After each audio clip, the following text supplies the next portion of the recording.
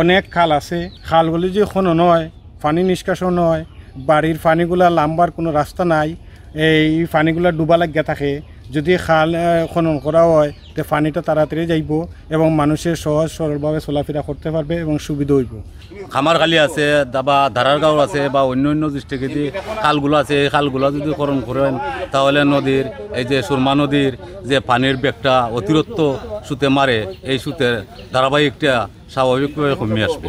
যে পুরাতন খালগুলো আছে বর্তমানে ভরাট হয়ে যাইছে, বর্তমানে এগুলো যদি খনন করে দেওয়া যায় তাহলে আমাদের গ্রাম দেশে এলাকাবাসী মানে আমরা রেহাই দিতে পারি, জল থেকে আমরা পানি থেকে রেহাই পেতে পারি। ইফার থেকে এবারও গেছি, আমরা আত্মীয় গেছি আইছি, ফুট থেকে পানি ফসমে থেকে যাইতো একেবারে মাইজবাড়ি এলাকা ইয়াকে বাবন এলাকা ইয়াকে ইশারা অর্থ এলাকা কোনো অভাব নেই পানির, আমনে গেইতো আউড়ো হইতো। ইটা কইয়া কিতা কইতাম এই সময় তো মনে তো কইছে আগে তো ইফার দিয়ে বেড়াইতে পারছি না এই পানির জ্বালায়, বুঝুনি মাম ডাকছে মানে কুদরত নাই ইফার দিয়ে বেড়াইবার। আমরা তো খেতে পারছি, আমরা গরু ভাড় করে দিতাম, আমরা ওভারও গরুতে আল গলা দিতাম, আমরা আল দেওয়া সরকার আমাদের আমরা করতেছি, অনুরোধ করতেছি কিন্তু এই পুরাতন খালগুলো যে ভরাট হয়েছে এগুলো যাতে খনন করা হয়, আমরা গ্রাম এলাকাবাসী আমরা যাতে পানি থেকে রেহাই পেতে পারি।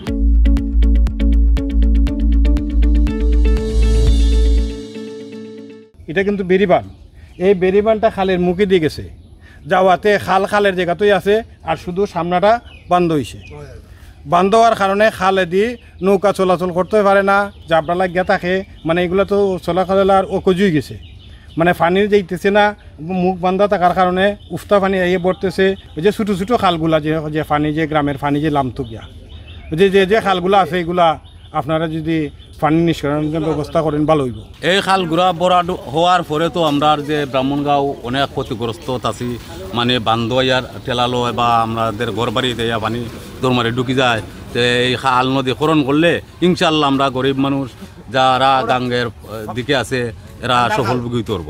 ইটাই আমরা খুব কষ্ট করার সাইড বাই বাঙ্গিয়া দাঁড়ি খাল তো পড়ে গেছে বানুন দেওয়াল, এর লাগিয়ে গাই আমরা এই সড়কে আমরা খুব বুগাইতে আছে। খালগুলো বান্ধ হয়ে গেছে, এটা বরাট হয়ে গেছে, এটা মুখ অনেক তার পানি যায় না, অনেক তো রাস্তা বানালো ভাঙবো, গাঙ্গের পার মারি দিলে তো রাস্তা ভাঙবো, মানে সব তো বান্ধা, সব তো ভাঙ্গা খাল তুলা নাই, এটা মানে বরাট হয়ে গেছে একবারে আর খাল মানে ক্ষতি। আমরা তো রাস্তা ভাঙ্গা উফরিতে বানি যায় আর বাদে রাস্তা ভাঙ্গা পারে। সুনামগঞ্জে আমরা বিভিন্ন উপজেলায় একটি করে খাল খনন করেছি।